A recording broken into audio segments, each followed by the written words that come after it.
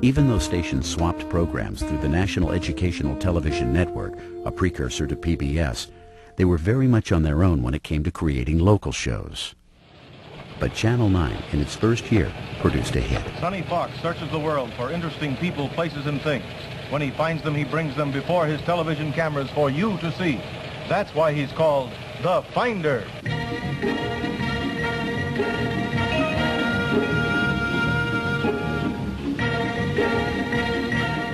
We just didn't know what educational television was going to be. We didn't know what television was going to be. We didn't know what we were going to be. But it was a great time. It was a very exciting time because nobody could tell us what we couldn't do because nobody knew what we could do. And if you flopped, went back the next day and did it again. It wasn't the end of your career. Hi. Well, I'm the Finder, and this week, as every week, I've been out chasing around in my Corvette, my airplane, finding unusual things and interesting people and exciting places. And I guess that's why, although my name is Sonny Fox, I'm called the Finder. Mr. Fox! Oh, Mr. Fox! You know, that sounds like Henry the Hummingbird, my friend. I think this is probably a great definition of chutzpah. Here I am in St. Louis, and it was the second year the Corvette was being assembled in St. Louis. Called up the man who was in charge of distribution of Corvettes in this area. I said, here's the deal. Give me a Corvette for a year. I will feature it every day at the opening for a program that's going to be seen on a station that's not yet on the air, that's an educational station, and a show that's aimed at 6 to 12-year-olds. That's the deal.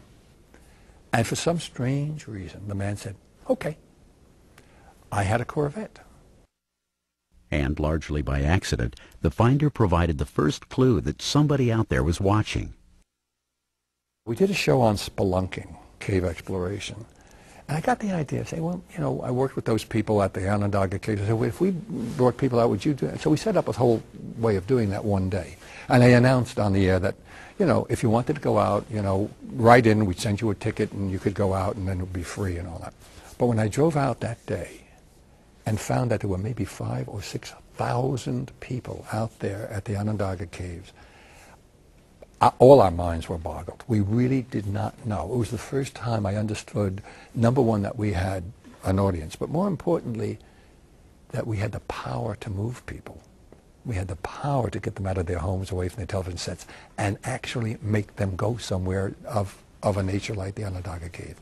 That was the beginning of what I think is a sort of a lifetime arc of a challenge of how to use the power of television for more than just selling products.